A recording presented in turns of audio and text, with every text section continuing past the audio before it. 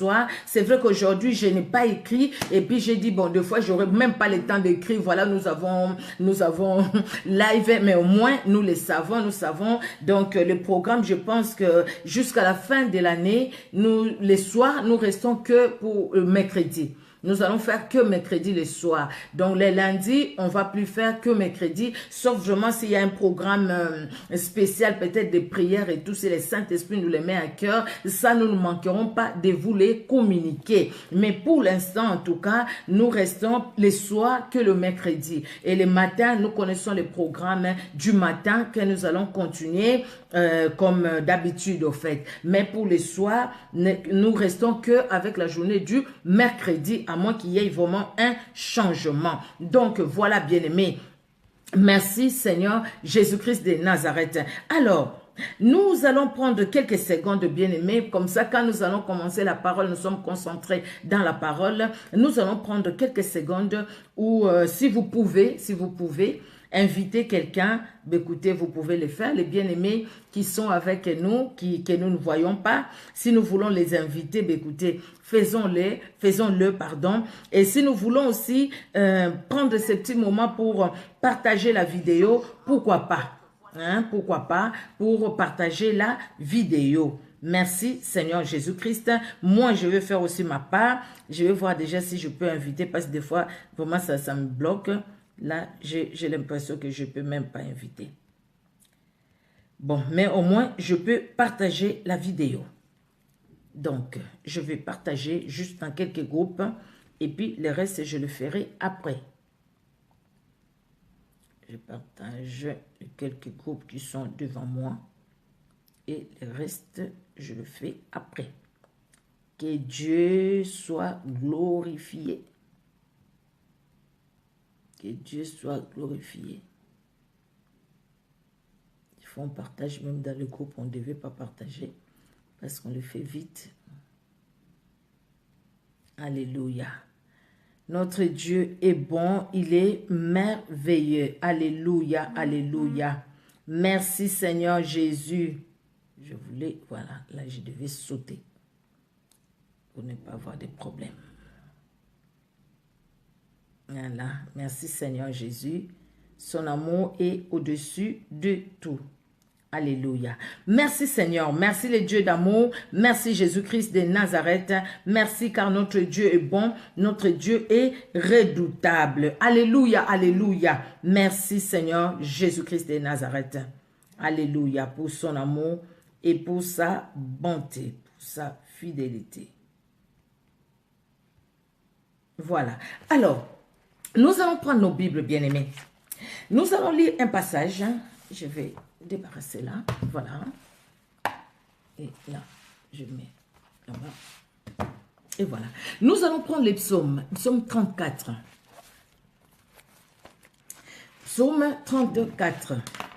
Nous allons lire le psaume 34, il y a deux parties au fait. Il y a la première partie du verset 1 jusqu'au verset 11 et du verset 12 jusqu'au verset 23, c'est la deuxième partie. Quand nous lisons, nous voyons que c'est à partir du verset 12 où David parle, il dit à mon fils, il parle à sa progéniture.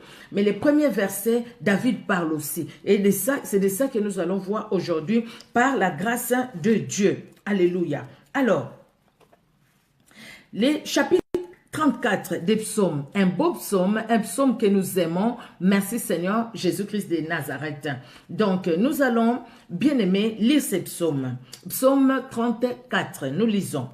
De David, lorsqu'il contrefit l'insensé en présence d'Abimelech et qu'il s'en alla chasser par lui. Je bénirai l'Éternel en tout temps. Sa louange sera toujours dans ma bouche. Que mon âme se glorifie en l'Éternel. Que les malheureux écoutent et se réjouissent. Exaltez avec moi l'Éternel, célébrons tous son nom. J'ai cherché l'Éternel et il m'a répondu. Il m'a délivré de toutes mes frayeurs. Quand on tourne vers lui les regards, on est rayonnant de joie et les visages ne se couvrent pas de honte. Quand un malheureux crie, l'Éternel entend. Et il les sauve de toutes ses détresses. L'ange de l'Éternel campe autour de ceux qui les craignent et il les arrache au danger. Sentez et voyez combien l'Éternel est bon. Heureux l'homme qui cherche en lui son refuge. Craignez l'Éternel, vous ses saints, car rien ne manque à ceux qui les craignent. Les lionceaux éprouvent la disette et la faim, mais ceux qui cherchent l'Éternel ne sont privés d'aucun bien. Amen, amen. Je pense que là, tout est bon. Hein? Vous m'entendez bien? Hein? C'est bon. Hein? Bon, merci Seigneur. Alors, nous sommes devant ces psaumes, les thèmes, les titres, je pense que vous l'avez vu. J'ai mis louange après la délivrance. Mais qu'est-ce qui s'est passé dans la vie de David? Qu'est-ce qui s'est passé pour que David arrive à écrire ces psaumes, bien-aimés? C'est ce que nous allons d'abord comprendre. Et enfin, de comprendre aussi les leçons qui sont dans ces psaumes. Qu'est-ce qui s'est passé? Qu'est-ce qui s'est passé dans la vie de David? Et comment est-ce que David est arrivé à écrire ces psaumes? Un psaume très riche. Dans ces psaumes déjà, nous voyons il y a deux personnes, en fait, deux acteurs principaux.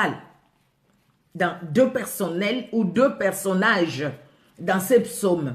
Nous voyons d'abord David, l'orateur, David qui écrit, c'est lui qui écrit au fait les psaumes, c'est lui qui a vécu la situation, David. Et nous voyons de l'autre côté, David est en train de parler de quelqu'un. Mais David parle de qui? David est en train de parler de l'Éternel, son Dieu. Mais bien aimé, avant de voir déjà la leçon là, nous allons voir qu'est-ce qui s'est passé dans la vie de David. Avant qu'il écrive ces psaumes-là. Nous allons aller dans 1 Samuel chapitre 21. C'est une histoire que nous connaissons, mais nous n'allons pas tout lire. 1 Samuel chapitre 21, à partir du verset 10. À partir du verset 10, jusqu'à 1 Samuel chapitre 22, verset 1. À partir du verset 10, il n'y a que 15 versets au fait dans ces chapitres-là. Alors, David est en train de fuir Saül. David se trouve à Nob. Il s'enfuit devant Saül. David va voir le sacrificateur Achimelech et il va lui demander du pain. Il va lui demander s'il a une épée. Achimelech va lui donner du pain, des propositions, c'est tout ce qu'il y avait. David a dit, donnez-les-moi. Nous nous sommes sanctifiés, il n'y a pas de problème. Achimelech va leur donner du pain. Donner à David, pardon, du pain avec les personnes qui étaient avec lui. Et après, qu'est-ce qui va arriver? Il va demander à Achimelech s'il y avait une épée. Achimelech lui dit, il n'y a que l'épée de Goliath que tu as tué. Donc, il n'y a pas une autre épée que cette épée-là. Et David va prendre l'épée. Mais David va se rendre compte que pendant qu'il est en train de parler avec Achimelech, les sacrificateurs, il y avait quelqu'un de gênant. Et cette personne-là, c'était qui? C'était Dog, l'Édomite. L'Édomite était là, il était au service de Saül. David s'est dit, c'est sûr que c'est Dog, l'Édomite, ira dire à Saül que moi je suis passé par ici. Et David va quitter, va fuir, va continuer au fait sa marche. Il va partir. Il ne pouvait plus rester à Nob. Il ne pouvait plus rester là-bas. Maintenant, il va s'enfuir, il va chez le Philistin, chez Akish. Dès qu'il rentre dans la Philistie, dès qu'il rentre, il y a les Philistins qui ont reconnu David. Et ils ont dit, ah non, non, non, David, avec tout ce qu'il a fait, mais c'est lui. Ils l'ont pris, ils l'ont amené chez leur roi, Akish. Ils arrivent et disent à Akish, le roi, mais tu sais, c'est David, tu te souviens? C'est lui qui a coupé la tête de Goliath. C'est David. Les femmes ont même chanté pour lui. Les femmes ont dit, Saül a tué ses 1000, David a tué ses 10 000. C'est de ces David-là. C'est lui. Quelque part, ils l'ont arrêté. Ils l'ont amené devant le roi. Donc pour David, sa vie pouvait finir là-bas. Vous voyez? Un ennemi qui vient se donner lui-même. Et quelqu'un qui vous a combattu. Quelqu'un qui vous a dépouillé de votre force. Parce que le fait que Goliath était mort, le fait que Goliath, on l'a coupé la tête, c'était une humiliation pour les Philistins. Maintenant, la personne qui vous a humilié est venue quelque part se donner lui-même à vous. Vous comprenez? Alors maintenant, on va arrêter David. On va l'amener voir les rois. Ils arrivent là-bas, ils présentent David au roi. Akish voit le roi David, qui avait déjà l'onction royale, mais qui n'était pas encore roi. Alors maintenant, David, dans son cœur, il va avoir une peur. La peur saisit les cœurs de David. Il s'est dit, écoutez, là, c'est fini. La Bible nous dit, David a fait comme si quelqu'un qui était fou. Il bavait même de sa barbe. Donc la salive coulait de sa barbe. Donc il a fait vraiment comme quelqu'un qui était fou devant le roi. Et quand le roi va le voir, il va dire, mais pourquoi vous m'amenez cet homme? Vous ne voyez pas qu'il n'est pas normal? C'est comme s'il n'y avait pas de fou ici. Qu'est-ce que je vais faire moi? Je vais les faire entrer dans ma maison. Allez, partez. Ils ont chassé David. C'est comme ça David, quand il va quitter la présence d'Achish, chassé par lui, David va faire ces psaumes que nous venons de lire et que nous allons voir tout à l'heure. Alors, 1 Samuel 21, de 10 à 15, qu'est-ce que la Bible nous dit? David s'éleva et s'enfuit le même jour. Loin de Saül, il arriva chez Achish, roi de Gad. Les serviteurs d'Achish lui dirent, n'est-ce pas là David, roi du pays? N'est-ce pas là celui pour qui l'on chantait en dansant? Saül a frappé ses 1000 et David ses 10 000. David prit à cœur ces paroles et eut une grande crainte d'Achish, roi de Gath. Il se montra comme fou à leurs yeux et il fit devant eux des extravagances. Il faisait des marques sur les battants des portes et laissait couler sa salive sur sa barbe. Achish dit à ses serviteurs, vous voyez bien que cet homme a perdu la raison. Pourquoi me l'amenez-vous? Est-ce que je manque de fou pour que vous m'ameniez celui-ci et me rendiez témoin de ces extravagances? Faut-il qu'il entre dans ma maison? Et le chapitre 1 Samuel chapitre 22, verset 1, la Bible dit, David partit de là et se sauva dans la caverne d'Adulam. Ses frères et toute la maison de son père la prirent et ils descendirent vers lui. Alors, David, il s'est dit là, il a eu la peur de sa vie. Donc c'est fini pour moi. Là, ma vie, elle est finie. Mais, pour Dieu, la vie de David n'avait pas fini. Parce que Dieu avait un plan merveilleux pour David. Et Dieu a envoyé Saül oindre David comme roi d'Israël, ou futur roi d'Israël, enfant qu'il était. Dieu avait un plan pour lui. Donc, quels que soient les endroits où il passait, quels que soient les endroits où David pouvait passer, et quelle que soit la situation que David pouvait traverser, mais l'onction de Dieu était en lui. Et parce que l'onction de Dieu était en lui, David ne pouvait pas mourir. C'est pourquoi il a dit, non, je ne mourrai pas. Je vivrai et je raconterai les bontés de l'Éternel. Pourquoi? Parce que Dieu, c'est lui qui m'a choisi est vivant. Et c'est lui qui m'a choisi, il s'appelle l'Éternel des armées. Bien-aimé, je veux revenir dans le psaume 34, parce que c'est de là où nous allons parler aujourd'hui.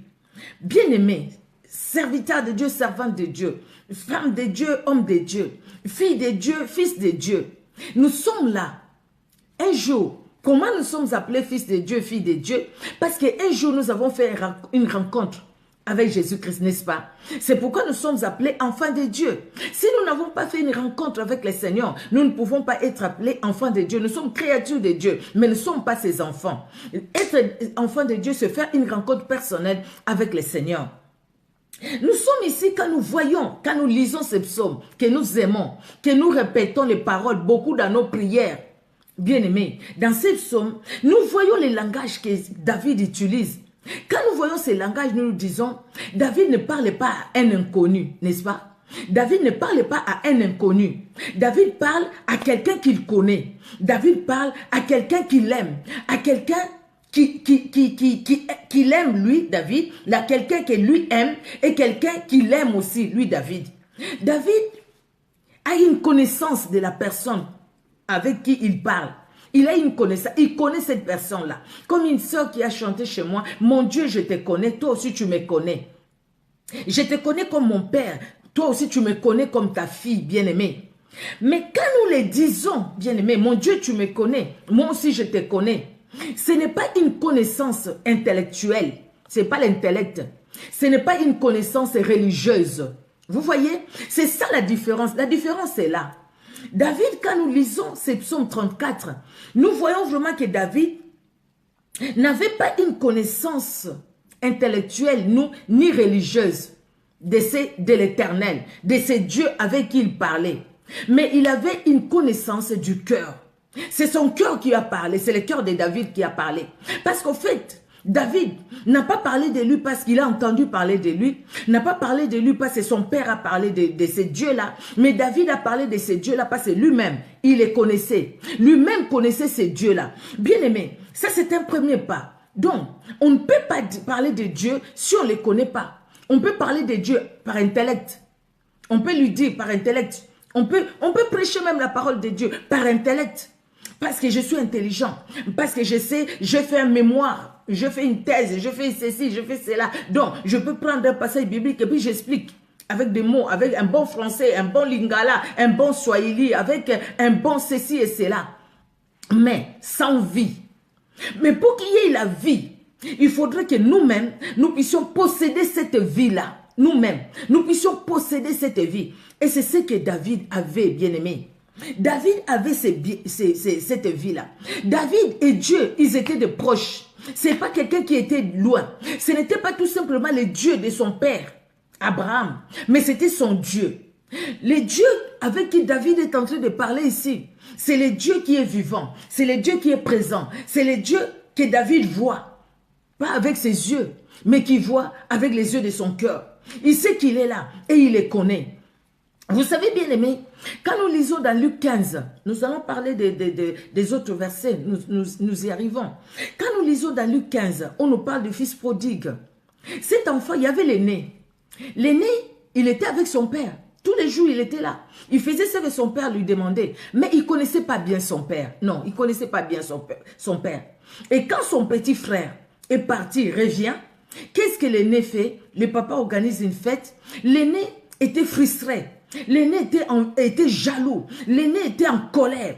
Pourquoi tu fais une fête pour lui? Il a gaspillé ton argent. Il a fait ceci, il a fait cela. Mais moi, j'ai toujours été avec toi. J'ai été fidèle. Jamais tu n'as organisé une fête pour moi. La réponse du papa, c'est quoi? Mon fils, tu es toujours avec moi. Ce qui est à moi est à toi. Donc, sache que ce que j'ai moi, c'est ce qui est à toi. Donc, ne jalouse pas le fait que j'organise une fête pour ton fils, pour ton frère. Il était perdu, il est revenu. Donc, maintenant, ton frère, je le mets aussi, je le restaure. Je le restaure dans la filiation. Donc, maintenant, lui qui n'appartenait plus à notre famille, maintenant, il appartient à notre famille. Mais toi, tu es toujours là. Donc, ne t'inquiète pas. La fête pour toi, c'est tous les jours. Parce qu'en fait, ce que j'ai moi, c'est ce que tu as toi aussi. Ce que j'ai t'appartient. Donc, bien aimé, David a compris ça. David a compris que c'est Dieu-là. C'est Dieu-là que moi je cherche. C'est Dieu-là qui m'a choisi, moi David. C'est Dieu-là qui m'a oint, moi David, en tant que son serviteur. Moi David, c'est Dieu-là n'est pas un homme. C'est Dieu-là, c'est le véritable. C'est Dieu-là ne ment pas. C'est Dieu-là, il est réel. C'est Dieu-là, il est puissant. C'est Dieu-là, il est capable de tout. Donc, je n'ai pas envié, je n'ai pas à me frustrer, je n'ai pas à me comparer aux autres, je n'ai pas à vouloir ce que les autres ont. Non, parce que mon Père, ce qu'il a est à moi. Donc, s'il a donné à l'autre ce qu'il a donné, il y a aussi ma part à moi. J'ai ma part à moi. Donc, moi, je vais demander à mon Dieu ma part à moi. Je ne vais pas commencer à envier les autres. Je ne vais pas dire à Dieu, donne-moi comme tu as donné à l'autre. Non, Seigneur, donne-moi ce qui est à moi. Pas comme aux autres. Lui, il a eu sa part. Et si ce que moi j'ai, c'est encore plus. Si ce que moi j'ai, c'est plus que ce qu'elle a. Moi, je vais demander que ce qu'elle a, elle, ça c'est l'envie. Alors, David a compris. Pourquoi vivre dans l'envie pendant que j'ai tout?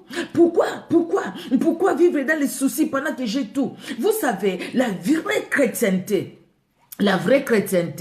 c'est quand nous nous mesurons par rapport aux épreuves qui nous arrivent dans la vie.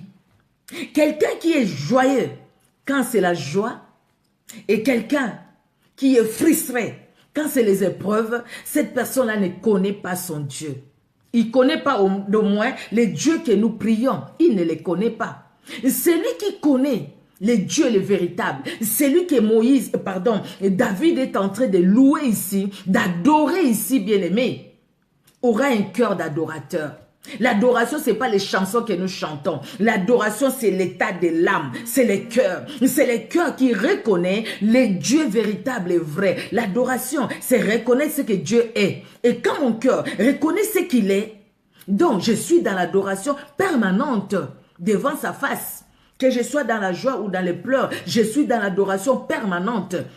Et David exprime son cœur devant Dieu. On voit en lisant ces psaumes comment ses cœurs étaient attachés à celui à qui il parle. Il ne parle pas à un inconnu, je l'ai dit, mais il parle à Dieu. Mais combien quand toi et moi, nous parlons à Dieu, nous lui parlons comme des gens qui sont allés pour mendier. Désolé. Jésus de Nazareth. Pardon. Voilà, merci. Merci. Donc voilà, quand nous prions Dieu bien-aimé, nous devons savoir qui nous prions. Si nous connaissons cette personne-là que nous suivons, nos vies vont changer. Je pense qu'aujourd'hui, peut-être Jésus-Christ serait déjà revenu. Je pense que beaucoup de choses changeraient. Mais jusqu'aujourd'hui, combien qui sont dans nos églises, plein les églises, mais c'est les mêmes personnes qui remplissent aussi les bars. C'est les mêmes personnes qui remplissent de tel endroit et tel autre. C'est les mêmes personnes qu'on trouve ici et là. C'est les mêmes personnes, c'est les mêmes personnes. Quelle tristesse! C'est parce que nous ne les connaissons pas bien. Mais une rencontre personnelle fera de nous des adorateurs. Et un adorateur n'est pas charnel. Un adorateur n'est pas sentimental. Un adorateur, c'est quelqu'un qui a la vision céleste. Un adorateur, il voit ce que ses yeux physiques voient, mais il considère ce que ses yeux spirituels considèrent. Un adorateur peut voir ce que ses yeux physiques voient, mais l'adorateur écoute son cœur. L'adorateur écoute le Saint-Esprit, parce qu'au fait, il est en communion permanente avec son Créateur. Adorer Dieu, c'est reconnaître ce que Dieu est. Ce que Dieu est. L'adorateur, c'est celui qui reconnaît ce que Dieu est. Et quand tu reconnais ce que Dieu est, c'est-à-dire tu sais aussi ce qu'il a. Tu sais ce qu'il est parce que Dieu agit comme il est. Il est Adonai, Jireh, parce qu'il pourvoit. Donc, parce que tu sais ce qu'il est, tu sais aussi ce qu'il a. Dans ce qu'il est, dans ce qu'il a aussi. Ce qu'il est, c'est ce qu'il a. Ce qu'il est, c'est ce qu'il agit. Il agit comme il agit. Il agit comme il est, comme son nom. Il agit comme il est. Quand nous l'appelons El Shaddai, il agit en tant que El Shaddai. Quand nous l'appelons Elohim, il agit en tant que Elohim. Quand nous l'appelons le Dieu, le Tout-Puissant, il agit dans toute sa puissance. Maintenant, c'est à nous de les connaître, bien-aimés, et de les reconnaître et de les vivre. Voilà l'adoration. Nous pouvons mettre toutes les chansons d'adoration. Nous, au pays, au Congo, nous avions un frère qui est décédé, qui nous a laissé des adorations, même aujourd'hui. Il n'est plus en vie. Mais si vous écoutez ça, vous sentez vraiment votre cœur, vraiment qui se donne à Dieu. Merci Seigneur. Mais lui, il exprimait ce qui était dans son cœur. C'était son cœur qui parlait. Maintenant, c'est à toi, c'est à moi. Nous devons exprimer ce que notre cœur parle. Ce n'est pas ce que nous avons entendu ou vu. Parce que si nous voyons, ce que nous voyons, ça peut nous disqualifier. Ce que nous voyons, si nous tenons à ce que nous voyons, David ne pouvait pas louer Dieu comme ça. Parce qu'il était dans une situation difficile. Vous voyez ça? Il fuit Saül, il va chez Achimelech, le sacrificateur. Il s'est dit, je suis en paix ici. Mais il n'était pas en paix parce qu'il y avait Dog l'édomite. Il demande tout ce qu'il a demandé, mais il savait que Dog l'édomite va aller l'accuser va aller dire à Saül. Donc, il ne pouvait pas rester là-bas. Il va aller à Gad, ou chez les Philistins. Il va arriver là-bas. Regarde, toute la ville vient. Hé, roi. Regarde, c'est lui. C'est de lui qu'on a chanté. C'est lui qui a tué Goliath. C'est lui. Et David, voilà, il va même baver avec l'onction royale. Il va baver, faire comme s'il était il était fou. Il donne même des coups à la porte et tout ça. Comme vraiment un fou, un véritable fou. Et pourtant, il n'était pas fou. Et le roi va les chasser. Le roi les chasse, bien aimés. Nous allons aller maintenant. Les psaumes 34. De David, lorsqu'il contrefit l'insensé en présence d'Abimelech. Ça, c'est pas Achimelech, c'est Abimelech. C'était le nom, en fait, ou le titre de prince à Gad. Alors, et qui s'en alla chassé par lui. Chassé par lui. Ben, dites-nous un peu, vous et moi. Nous travaillons avec des gens qui ne connaissent pas le Seigneur. Nous vivons avec les gens qui ne connaissent pas le Seigneur dans nos immeubles, dans nos quartiers. Et voilà, peut-être là où nous travaillons, peut-être là où nous vendons, peut-être. Ces gens-là peuvent nous chasser quand ils nous voient, ou ces gens-là vont nous applaudir. Quand le monde commence à t'applaudir quand il te voit, c'est-à-dire, tu as des choses en commun avec eux. David n'avait rien en commun avec Gad, avec les Philistins. Il n'avait rien en commun. David avait avec lui le véritable Dieu. Gad, les Philistins, ils avaient avec les dieux des idoles, les dieux faits des mains d'hommes. Donc, il n'y avait rien qui pouvait lier David aux Philistins. Donc, c'est normal qu'ils les chassent. Ils l'ont chassé. Ils l'ont chassé de leur pays et David est sorti. Bien aimé, qu'est-ce qui peut nous lier, nous, à ce monde? Pour que, quand je parle du monde, du système de ce monde, aux gens qui se mettent à calomnier dans votre travail, dès qu'ils vous voient venir, ils applaudissent. Ouais, viens. Tu sais, on était en train de parler de X. Et puis toi aussi, tu commences à... X là, vraiment, moi d'ailleurs, je vous dirais, il est là dans ma main, il est là dans ma main. Qui es-tu toi pour que l'autre soit dans ta main? Qui es-tu toi? Qui es-tu pour que l'autre soit dans ta main? Tu l'as créé, tu ne l'as pas créé. Honte à toi. Si le monde applaudit quand tu arrives, honte à toi. Répands-toi. Répands-toi, c'est-à-dire que tu as tout en toi, le monde. Tu sens même le monde, tu le sens. Les autres, quand ils te sentent, tu sens pas le parfum que tu mets, mais tu sens le monde en toi. Tu sens ça. Tu sens tellement le monde. Quand le monde te voit au milieu d'eux, ils applaudissent.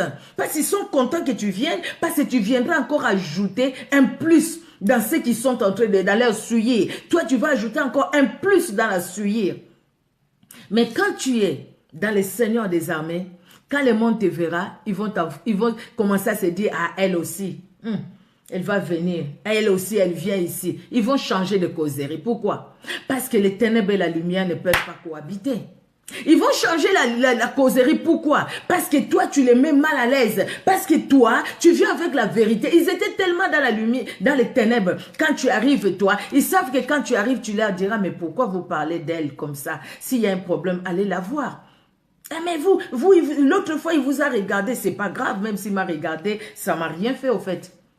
Qu'est-ce qu'il a ajouté? Qu'est-ce qu'il a retranché à moi? Non, je n'ai pas vu. Même si j'avais vu, en tout cas, ça ne me ferait rien. Je lui pardonne s'il m'a mal regardé. Mais je l'aime. Je l'aime. Et les autres disent, non, cette personne, elle est folle. Vous savez, quand le monde nous voit, nous, avec le Seigneur Jésus-Christ, les gens trouvent que nous sommes fous, nous sommes folles. Une jeune fille qui ne va pas en boîte, les autres diront, mais tu es folle. Tu ne veux pas vivre ton âge. Tu ne veux pas faire comme tout le monde. Une maman, une personne qui ne va pas voler dans les magasins, mais tu es fou, tu es folle. Ici, c'est, voilà, il faut voler, il faut faire ceci. Et quelqu'un qui ne va pas dire que voilà, je suis femme seule pendant qu'il a son mari à la maison, mais tu es fou, tu es folle, toi, tu es folle. Qu'est-ce qui ne va pas dans ta tête? Tu ne sais pas qu'ici nous sommes, il faut faire ça. Il faut te dire femme seule pendant que tu as ton mari, comme ça tu vas toucher. Mais tu es folle, tu es folle. Les hommes nous verront folles parce que nous avons Jésus-Christ. Les hommes nous verront folles parce que nous voulons les louer, nous voulons les glorifier. Les hommes nous verront folles parce que nos cœurs sont attachés à Jésus-Christ. Nos cœurs attachés. Bien aimé, le cœur qui est attaché à Jésus-Christ, c'est un nouveau cœur. Le cœur qui est attaché à Jésus-Christ, alléluia, c'est un cœur qui adore, c'est le cœur d'adorateur. Un adorateur, c'est celui qui est attaché à Jésus-Christ. Quelqu'un qui peut bien faire une chanson d'adoration, mais si son cœur n'est pas attaché à Jésus-Christ, ça sera quoi? Il prend la musique de tel monsieur qui a fait un succès telle année. Il prend cette musique-là, comme ça fait du succès, et puis il met la parole de Dieu. Regardez dans beaucoup de mariages, les enfants de Dieu que nous sommes. Beaucoup rentrent avec quelle chanson? Regardez, écoutez cette chanson-là. C'est vraiment la musique de Dieu, ça? Non. La chanson, en fait, ils ont pris une ancienne chanson. Peut-être que vous l'avez écoutée comme ça parce qu'on est là, on regarde la télé. Alors, quand on était au pays, on regarde la télé sans faire attention. On a mis cette musique-là. Mais vous voyez. Et puis, ils mettent juste les paroles, quelques paroles pour dire, écoutez, je loue Dieu, je glorifie Dieu. Je pense que nous jouons beaucoup. Le temps est proche. Jésus-Christ arrive. Alors, David, bien-aimé, n'est pas quelqu'un qui est frustré. Mais David sait que moi, j'ai ma part avec Dieu. La Bible nous parle d'une vie en abondance. Jean 10b. Les voleurs ne viennent que pour dérober, détruire, ainsi de suite. Mais Jésus-Christ, oui papa, merci papa, c'est vrai. La vie en Jésus-Christ est une folie pour les gens du monde. C'est une folie. Folie pour les gens qui ne comprennent pas. Et ces gens-là ne devaient voir David que comme un fou pour les chasser. Et quand les hommes voient que nous sommes comme de fous, une folie, alors ils ne veulent pas nous voir là où ils font la saleté. Ils savent que non, nous ne sommes pas dans cette saleté-là. Jésus-Christ nous donne une vie en abondance. Il est dit dans sa parole bien-aimée, il se révèle à nous comme ses pères qui nous aiment et qui veut que nous puissions lui appartenir et qui veut que nous puissions vivre sa vie. Le verset 1. Nous étions là, les psaumes 34. Il fouillait. Et maintenant, le verset 2. Qu'est-ce qui arrive? La Bible dit, je bénirai l'Éternel en tout temps. Sa louange sera toujours dans ma bouche. Un adorateur, une adoratrice, c'est quelqu'un qui est constamment dans la louange et dans l'adoration. Parce que sa vie, c'est une vie de louange et d'adoration. Sa vie, c'est une vie de louange et d'adoration parce que la vie de l'adorateur, de l'adoratrice, ce n'est pas une vie du péché, c'est la vie d'adoration. Parce qu'au fait, même mes regards glorifient Dieu, honorent Dieu, adorent Dieu. Mes oreilles adorent Dieu. Comment est-ce que mes yeux peuvent adorer Dieu? Mes yeux ne vont pas s'attarder sur la suivre. Que ce soit la télé, que ce soit ce que je vois comme ça. Donc, mes yeux, je ne vais pas s'attarder à regarder les films. Ah, regardez, comment le monde est méchant. Vraiment, Jésus-Christ revient. Jésus-Christ revient, vraiment. Regarde ces films. Et tu passes ton temps à regarder ça parce que tu vois un homme aller avec un chien. Tu passes ton temps à regarder ça. Tu regardes pourquoi? Et c'est la Bible nous a dit ça ou pas? La Bible nous l'a dit. Et puis, ce qui est grave, tu mets ça, tu commences à partager. Quel respect! Ça, c'est quelle abomination. Tu commences à partager le visage comme l'image comme ça, et puis tu sais t'écris, vraiment le monde est à la fin, hein? Regardez. Mais écoutez, quelqu'un te l'a envoyé, supprime ça, efface ça. Comment tu peux envoyer ça aux gens, des images comme ça? Mais toi-même, tu as passé combien de temps à les regarder? Tu as regardé une fois, 2 fois, c'est pour quel plaisir? C'est pour le plaisir des yeux. Là, avec tes yeux, tu adores Dieu. Tu n'adores pas Dieu. Au contraire, tu t'essuies. Tu t'essuies et tu ouvres même une porte aux maris de nuit et aux esprits des morts. Je l'ai dit, c'est vrai, il y a des serviteurs, des servantes de Dieu là-bas. C'est vrai. Tu ouvres une porte et pourtant on te l'a envoyé. Mais toi, ce que tu devais faire, c'est supprimer cette saleté-là. Vous voyez? On t'a envoyé une vidéo où les hommes vont avec les hommes, les femmes avec les femmes. Tu commences à partager ça. Et voyez le monde vraiment, Jésus-Christ revient, Jésus-Christ revient. On sait que Jésus-Christ revient, la Bible nous le dit. La Bible nous dit aussi, il y aura des mauvaises choses qui se feront. Et s'il faut nécessairement voir ces hommes-là, ces femmes-là qui sont dans la saleté, ils savent, vous savez pourquoi ils envoient les vidéos? C'est parce que ils veulent que les gens ouvrent une porte à la souiller par les yeux. Ils veulent que les gens ouvrent une porte à la souiller par les oreilles. Et le fait que toi, tu as regardé, je vais encore regarder vraiment le monde. Et puis tu envoies celui-là. Tu ouvres une porte. Tu fais une alliance, un pacte de façon inconsciente. Les alliances et les pactes, bien aimés, c'est des choses qui se font. Et aujourd'hui, ça s'est fait. Pour un rien, tu as ouvert une porte. Et puis la nuit, tu n'arrives plus à dormir. Et tu as les maris de nuit, les femmes de nuit qui te visitent. La nuit, tu te vois sous l'eau. La nuit, tu te vois en train de voler. La nuit, tu te vois ceci, cela. Comment c'est arrivé? C'est arrivé parce que toi, au nom de Dieu, que tu voulais couvrir comme une couverture, tu te plais à regarder la souillure. Je vais regarder comment ça se passe pour que je puisse condamner ça. Non, condamne. Pourquoi tu vas regarder? Le temps que tu regardes, tu t'essuies. C'est la Bible. Tu t'essuies. Tu t'essuies. Tu es en train de t'essuyer. Ozomitia bosoto. Ozomitia salité. Ozofungola be kuke ya minene na bomo inayo. Ba boulevard. Là, tu es en train d'ouvrir des boulevards dans ta vie. Des boulevards. Des boulevards. Bien-aimés, nous avions eu cette grâce. Par la grâce de Dieu, nous avons prié pour beaucoup de gens. Pour beaucoup, bien-aimés. Nous vous disons certaines choses, certaines expériences que nous avions vécues. Et des fois, nous-mêmes, nous sommes étonnés de se dire, eh ben, juste pour ça, les démons l'ont possédé, juste pour ça. Eh oui, juste pour ça. Vous savez, Dieu est là en la colère, riche en bonté. Mais les autres, l'ennemi, lui, il n'est pas là en la colère. Il n'est pas là à détruire. Hein. Quand il vient, il détruit, bien-aimés. En tout temps, je louerai l'Éternel. Sa louange sera toujours dans ma bouche en tout temps. Tu loues Dieu quand quand tu es dans la joie. Mais quand tu pleures, tu loues Dieu ou pas?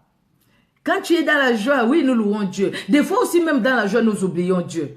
Dieu a fait, mais il n'y a pas d'adoration, la louange. Ah, j'ai prié, j'ai gêné. Dieu donne-moi les mariages. Dieu m'a donné les mariages. Maintenant, Seigneur, tu m'as donné les mariages. Merci, c'est bon. Alors maintenant, je dois m'occuper du mari que tu m'as donné. Tu vois, c'est toi, c'est ta faute parce que tu m'as donné un mari. Si tu m'avais pas donné un mari, je serais toujours à l'église. Mais parce que tu m'as donné un mari, je m'occupe de ces maris-là. Pourquoi je viendrai encore à l'église? J'ai gêné. Ah ouais, j'ai gêné beaucoup, 30 jours. Parce que je n'étais pas encore mariée. Maintenant que tu m'as donné mari, pourquoi je vais encore gêner? Tu vois, Seigneur, c'est de ta faute, hein, parce qu'en fait, tu m'as donné un mari, il fallait pas, il fallait que tu me laisses comme ça pour que je continue à prier. Quelque part, c'est ce que nous disons. Tu m'as donné des enfants. Ah non, non, non, non, non, non, non, non, non. Moi, j'ai mes enfants, je m'occupe de mes enfants. De mes enfants. Que j'ai fabriqués moi-même, on dirait. Et pourtant, les enfants viennent de Dieu. Dans la louange, en tout temps. David dit, cet adorateur, David, c'est lui qui connaissait son Dieu. Il dit, je bénirai l'Éternel en tout temps et sa louange sera toujours dans ma bouche. Dans ma bouche. Quand David parle, sa louange sera toujours dans ma bouche parce que son cœur était rempli de la louange. Les cœurs de David, c'était pas la bouche parce que il faut parler. Parce que je l'ai dit au début, la connaissance de David. David avait une connaissance du cœur avec Dieu. Ce n'était pas une connaissance par intellectuel. Ce n'était pas une connaissance religieuse. Mais c'était une connaissance profonde par son cœur. Il connaissait Dieu. Donc quand il dit, en tout temps je louerai l'Éternel et sa louange sera toujours dans ma bouche parce que mon cœur est rempli de sa louange. Donc je le considère tellement. Je vois comment il est grand, comment il est bon, comment il est redoutable. Je le connais et je le vois lui. Donc ma bouche proclame ce qu'il est. Lui, parce que je le connais, bien aimé. Connaître le Seigneur. Le verset 3, il dit, que mon âme se glorifie à l'Éternel, que les malheureux écoutent et se réjouissent. Alléluia. Le verset 3 dans la version parole vivante et français courant, ils ont dit, l'Éternel est toute ma fierté. Alléluia. L'Éternel, David dit, moi ma fierté, ce n'est pas ce que j'ai moi David. Ce n'est pas parce que j'ai reçu l'onction, parce que l'onction je l'ai reçue de lui. Mais ma fierté, c'est l'Éternel. Nous devons être fiers de notre Dieu, n'est-ce pas? Que les gens nous traitent de TTS, on s'en fout. On n'est pas des TTS, on est des spirituels.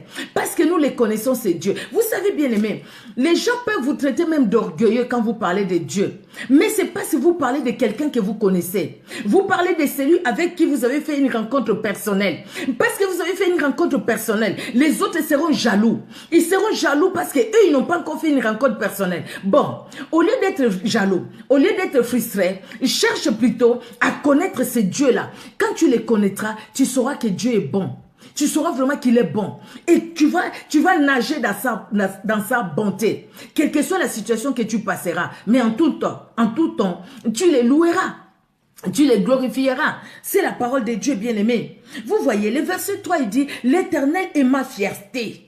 Il est ma fierté. Mon âme se glorifie à l'Éternel. Donc, quelque part, je porte les empreintes de mon Dieu. Donc, sur mon front, sur mon cœur, c'est Jésus-Christ de Nazareth. Sur mon front, sur mon cœur, c'est Jésus-Christ de Nazareth. Tu ne vois pas, comme notre sœur les chante, tu ne vois pas, j'ai les traits du haut. Alléluia. J'ai les traits du haut. J'ai les traits de mon père. J'ai les traits de mon papa. Donc, il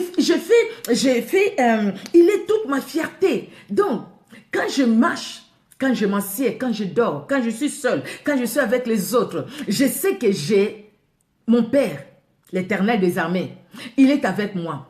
J'ai les traits du haut, parce que c'est ce qui me caractérise, les tampons dans mon cœur, dans mon front, dans ma tête. C'est la parole de Dieu. Et parce que la parole de Dieu, c'est le tampon dans mon cœur, dans ma tête. Et s'il y avait une radio spirituelle à entrer, dans cette radio quand nous allons rentrer, de la tête aux pieds, on verra la parole de Dieu. Regardez les armes dans Éphésiens 6, les armes spirituelles. De la tête aux pieds, c'est la parole de Dieu.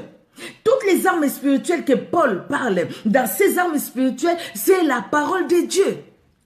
C'est la parole de Dieu. La foi vient de la parole de Dieu. La cuirasse de la vérité. La vérité, c'est la parole de Dieu. Les ailes qui donnent l'évangile de la paix, c'est la parole de Dieu. Les boucliers de la foi, la parole de Dieu. Les boucliers, c'est la parole de Dieu. La parole de Dieu. La parole de Dieu. Bien-aimés, nous devons rester dans la parole de Dieu. Et David dit que mon âme se glorifie à l'Éternel. Parce que je le connais. Je le connais. Donc, c'est lui que je dois honorer. Pas un autre. C'est lui que je dois honorer. Je dois l'honorer. Donc, alléluia. L'âme de l'adorateur connaît son Dieu. L'âme de l'adorateur est remplie de la présence de Dieu. C'est vrai, il vous arrive. Vous vous réveillez le matin.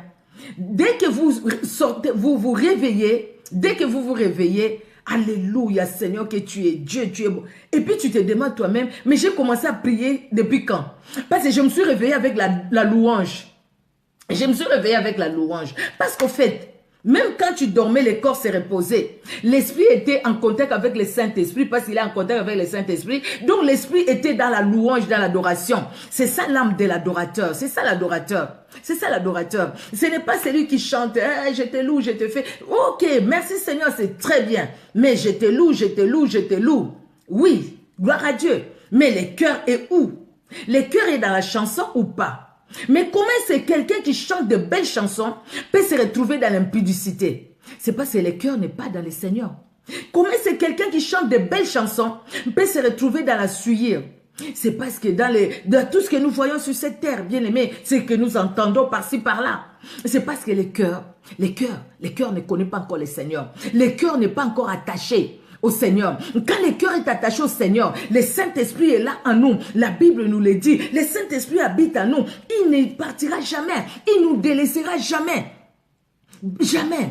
Que personne désormais ne me fasse de la peine car je porte sur mon corps les marques de Jésus. Amen, maman. Galates 6, 17. Je porte les marques de Jésus. Que personne ne me fasse de la peine. Paul avait compris ça aussi. Alléluia. Hey, Paul a accepté. Paul avait compris. Paul avait compris parce que sa vie, hein, c'était Jésus. On peut vous appeler, vous êtes folle de Jésus-Christ. Comment vous l'aimez comme ça? Qu'est-ce qui se passe? Qu'est-ce qui se passe? Nalangwe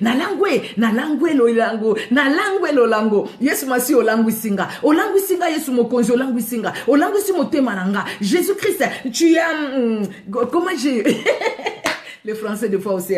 Jésus-Christ, tu as comment dire? Donc je suis ivre de toi. Voilà, je suis ivre de ton amour. Je suis ivre de ton amour. Je suis ivre de ta présence. Je t'aime tellement. Donc tous les matins quand je me réveille pas en prenant le téléphone pour regarder quel film et comment envoyer. Je me réveille dans la louange, dans l'adoration, à chercher sa face.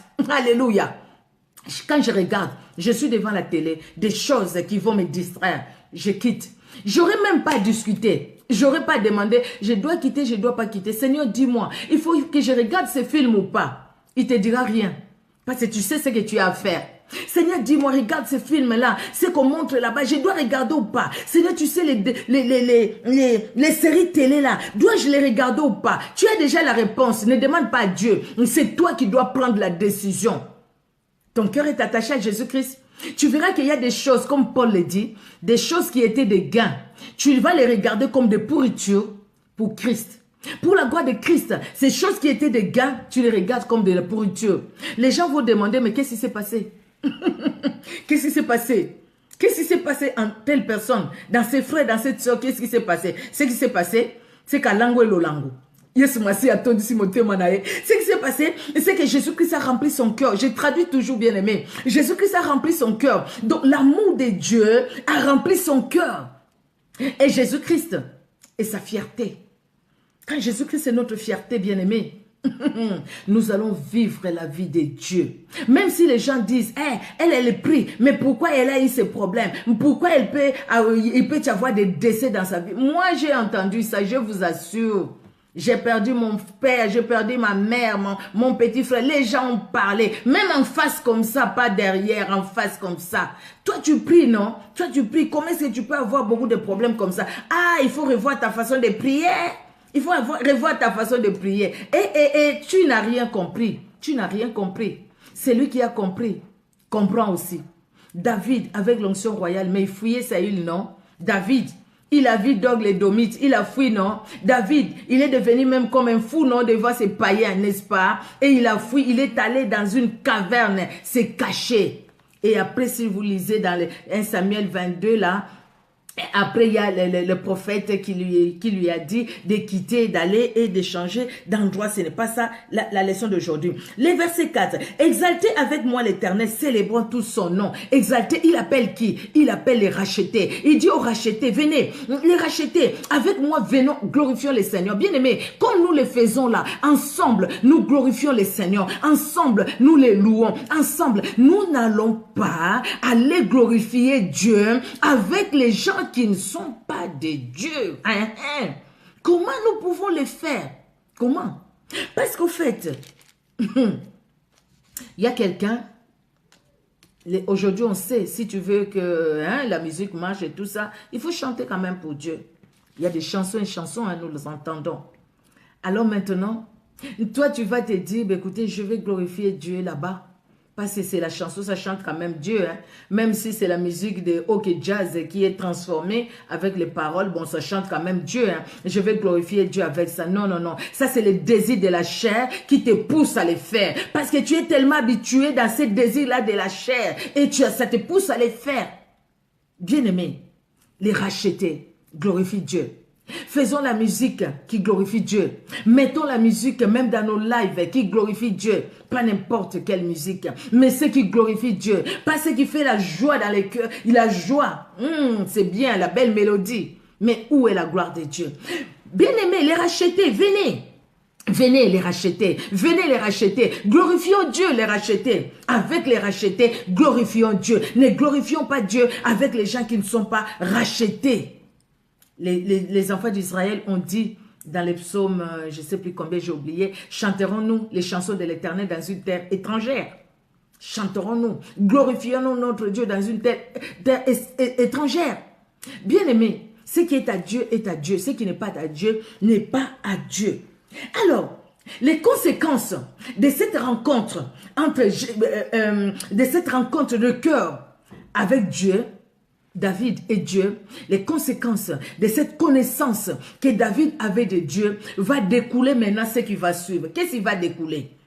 Le verset 5. J'ai cherché l'Éternel et il m'a répondu. Il m'a délivré de toutes mes frayeurs. David avait peur quand on l'a amené chez Akish. Il s'est dit c'est fini là, ma tête sera coupée.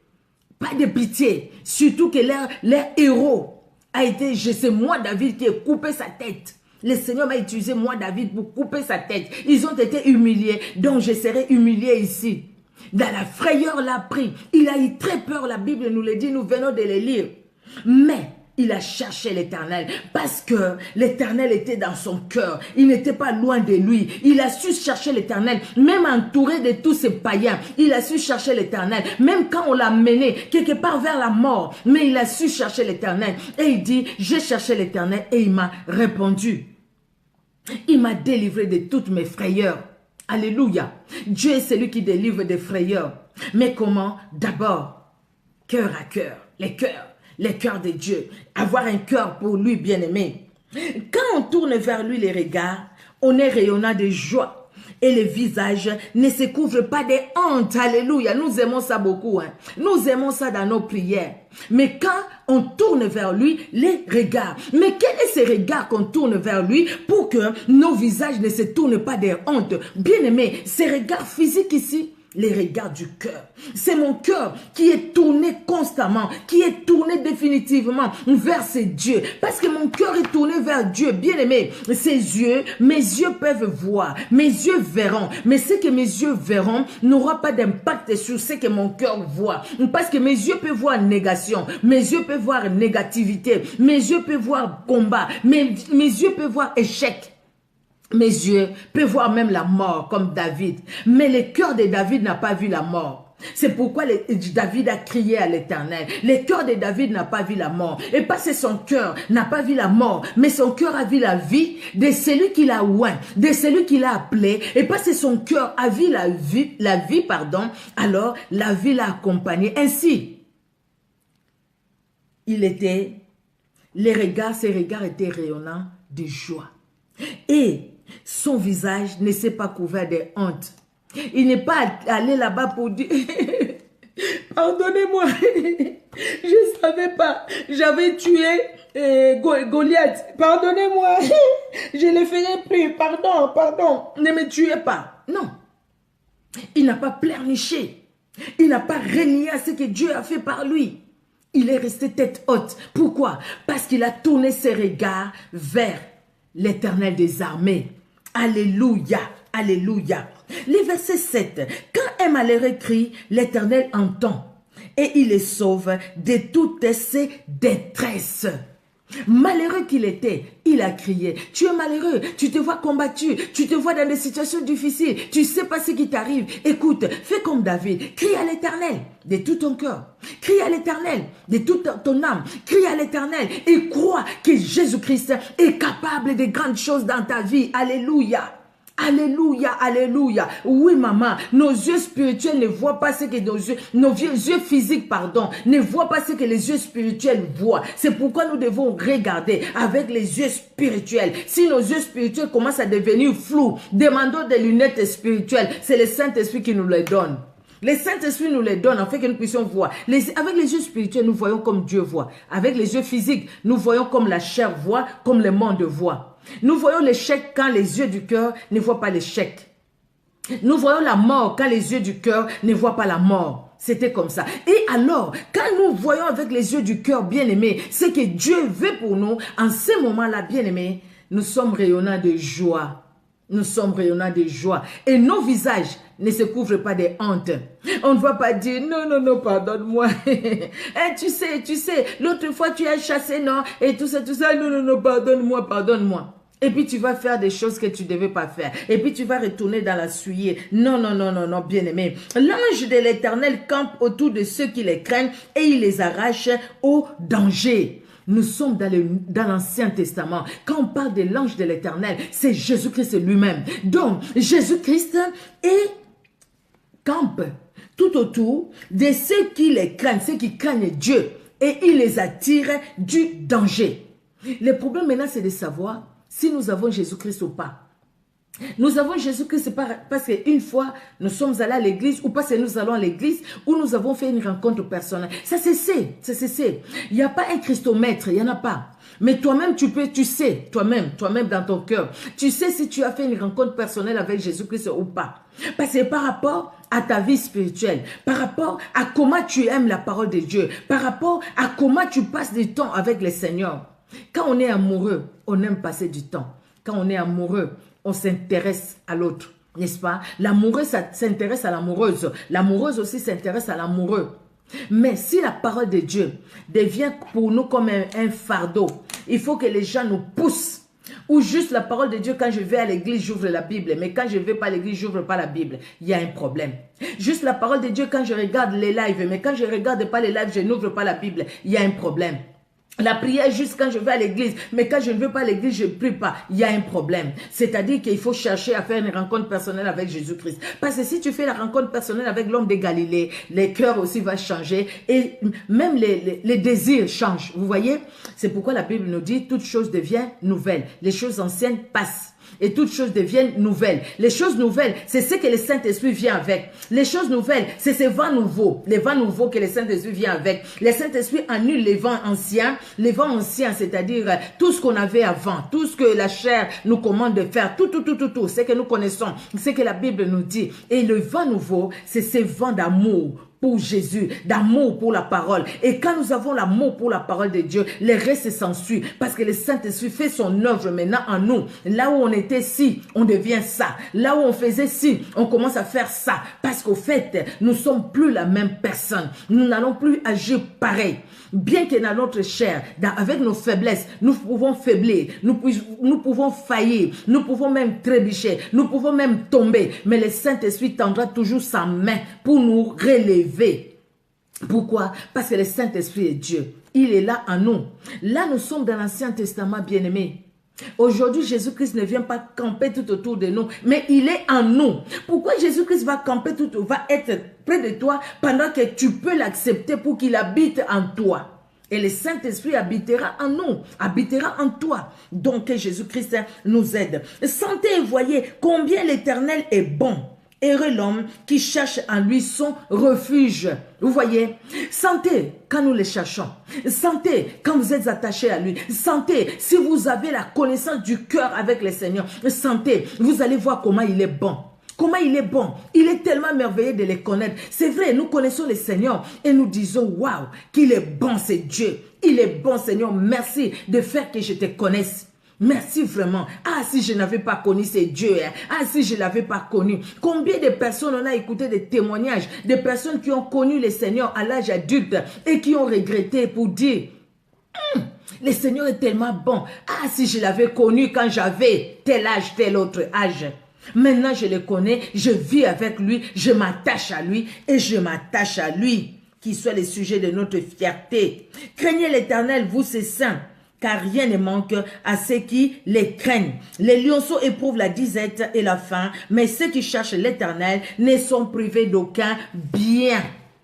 Ceux qui cherchent l'Éternel ne sont privés d'aucun bien, quelle que soit la situation dans laquelle nous pouvons nous trouver, quelle que soit la situation dans laquelle nous pouvons être, quel que soit, dans les combats comme dans la joie, les combats nous l'avons, les attaques nous les avons, nous les subissons, les combats sont là, mais quel que soit, même dans l'humiliation, Dieu est capable de nous relever, comme il a fait pour David.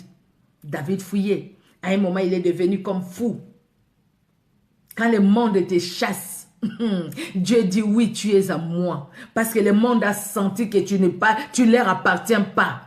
Maintenant, moi, je vais te façonner, je vais agir et maintenant, je vais te libérer. Dieu est capable, bien-aimé, quel que soit le temps, quelles que soient les choses que tu as fait, Dieu est capable de te ramener dans sa grande famille, de te ramener dans sa filiation, afin que tu sois son enfant, afin que tu lui appartiennes, afin que ce qui est à lui soit à toi. Nous l'avons compris, bien-aimé, pardon. Ce qui est à Dieu est à nous, parce que ce qui est à lui est à nous.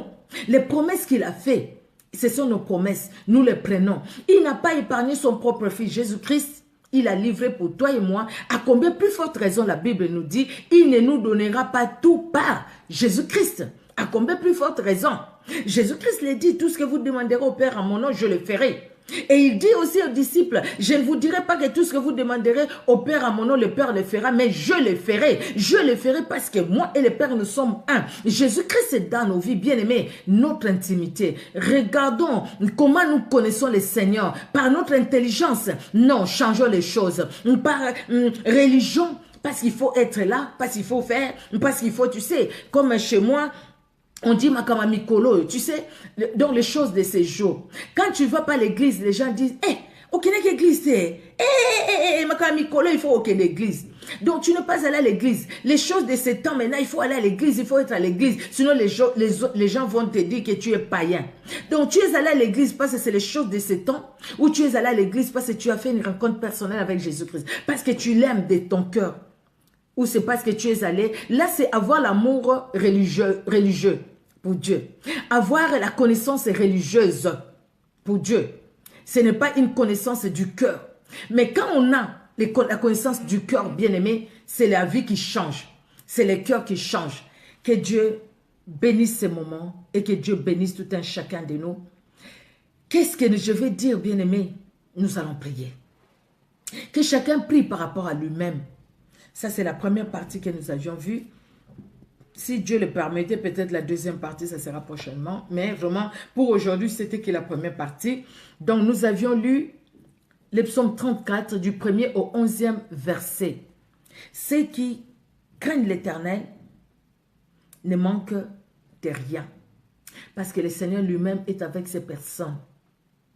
Si nos cœurs sont attachés à lui, nos visages seront toujours rayonnants de joie. Les gens seront étonnés parce que c'est la joie qui vient du cœur. Ils seront étonnés, mais c'est comme ça. Nous allons prier. Merci, maman. Alléluia. Merci, Seigneur. Merci, mon Dieu. Merci, mon roi. Merci, Seigneur Dieu de gloire, de parler dans nos cœurs. Merci, Seigneur, de nous aider.